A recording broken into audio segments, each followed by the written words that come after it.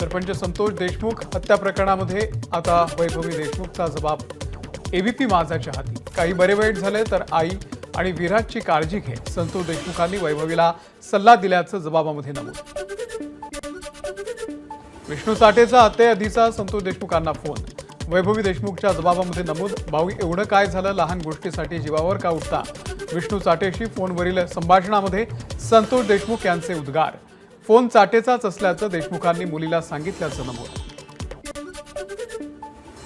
संतोष देशमुख हत्या प्रकरणामध्ये 5 गोपनीय साक्षीदारांचे जबाब महत्त्वाचे ठरले.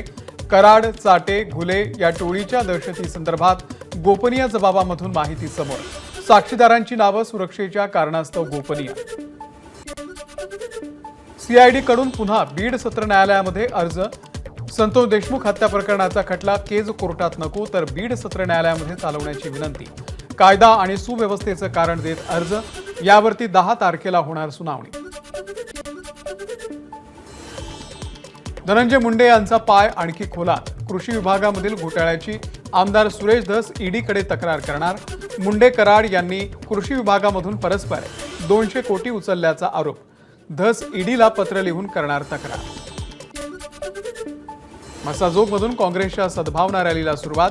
प्रदेश अध्यक्ष हर्षवर्धन सपकाळ यांच्यासह देशमुख कुटुंबीय रॅलीमध्ये सहभागी. संविधानाला अभिप्रेत भारत निर्मिती व्हावी यासाठी प्रयत्न. काँग्रेसचे प्रदेश अध्यक्ष हर्षवर्धन सपकाळ यांची प्रतिक्रिया. सद्भावना असेल तरच लोकशाही टिकेल, त्यामुळे सर्व सामाजिक संघटनांनी रॅलीमध्ये सहभागी व्हावं, सपकाळ यांचं आवाहन. मराठा विरुद्ध ओबीसी असं बीडचं राजकारण झालंय. बीडच्या मुद्द्यावरून विजय वडेट्टीवार यांनी सरकारला केलं लक्ष्य. बीडमध्ये लोकांचा उद्रेक होईल, वडेट्टीवार यांच्याकडून भीती व्यक्त. संतोष देशमुख हत्या प्रकरणातील सर्व आरोपींना फाशीची शिक्षा व्हावी, धनंजय देशमुखांची मागणी. एक आरोपी फरार असून त्याला लवकरात लवकर अटक करावं.